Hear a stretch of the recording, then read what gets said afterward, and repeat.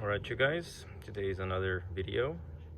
Today is actually another day when I'm going to work on the bike, and I already know what is one of the issues with the 2005 R6, and I'm probably I'm pretty positive that one of the problems is the ignition switch, because you have to like hold it in a specific position to get the spark, to get the electricity um, to the ignition and to the starter motor and all the electrical parts. So that's one of the problems, and right now I'm trying to figure it out, how to clean the injectors, and looks like two of them is working and two of them are not really working. So I mean, by not really working, it's not working. So let me show you what I'm talking about. So I got this tester from online. I think it was like 20 bucks, 30 bucks, whatever, and it comes with these little plastic things that you have to kind of slide onto the straw like this, and you have two of these. This one is the smaller size for the motorcycle injectors, and you have the bigger size for the automotive injectors. So what you have to do is pretty much just hook it onto the back part of the injector like this. Leave the rubber on. You just slide it in there, and what you have to do is slide it onto the straw. Pretty much you have to use two hands, or if you're if you're recording, you're probably gonna need another guy to do this, because simultaneously you have to press on this and then press on the carb cleaner. Don't ever use brake cleaner, because that can chew up some stuff inside the injector cleaner. Always use carb cleaner, or if you find better options to clean the injectors, use those. I'm going to stick with the carb cleaner. So with one hand you pretty much you have to hold this thing, and with another hand you have to press on this button, and also pressing on the sprayer. Okay, so that is out of here. What I'm trying to show you guys how to use it properly. So you have your injector facing, the back side is facing you. So this is the positive side with the red one, and the negative side obviously is the black one. Make sure that it clips on nice and tight, so you don't have any issues, you know, with the connection. As you can see, it's pretty snugly on. And what you have to do, pretty much just press on reset, mode select.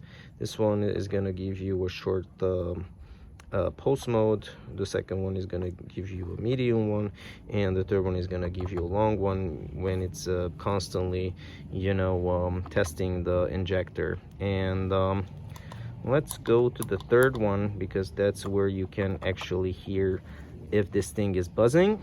So I'm gonna shut up now, and I'm gonna press on the pulse, and as you can hear, there's like a constant buzzing. All right, so this one is working. These two actually working, these two are not working, and I'm going to show you how you can tell that it's not working. So everything is hooked up the same way like before. So this is one of those. Okay, let's press on this, and as you can see, there's light over here, but there's no buzzing sound at all coming from the injector, which means this one is not working. Okay, also this method only works with a 12 volt battery. Since I have this one out of the Evo, I'm going to use this one. You can, you know, just if you're trying to test any kind of injectors, especially from a car, you know, you can just use the car battery and do everything near the car. Make sure to lay down something like a shop towel or something, because if you start using a carb cleaner, you know, you might gonna mess up the paint job or some other stuff on the car, the plastic. So make sure to use one of these. But it's pretty easy to use these tools. It took me like 2 minutes, you know, to figure out which one is the positive. Yeah, make sure to know which one is the positive, which one is the negative, not to mess up. And then you just press reset and select one of the mods, and that's how you can figure out if your injector is messed up or you have to buy a new one. Okay guys, so I hope this video was helpful to diagnose if you have a bad injector or not. And you can do it if you buying, you know, this stuff for like 20 bucks. And also you have these plastic tools to actually clean them. Yeah, pretty much when you're pressing on pulse, make sure that you're on the long one, because if you're putting on the first option, the short one, you don't have enough time to press on that and press on the carb cleaner. So make sure to put it on the long one.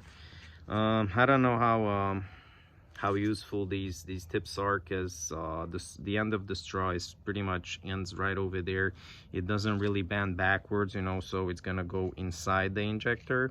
So I doubt this one's gonna work well. You can just use, you know, the straw and try, you know, to use another rubber something around it, or put a little electrical tape to fill out this hole.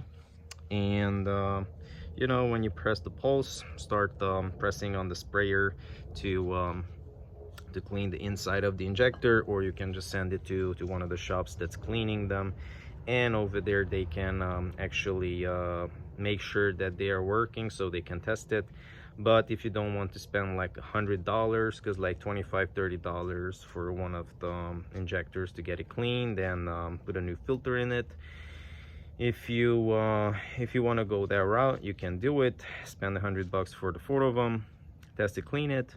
Or you can just buy one of these, hook it to the battery, and do it like that. Test it and clean it on your own. Okay guys, see you in the next video. Peace.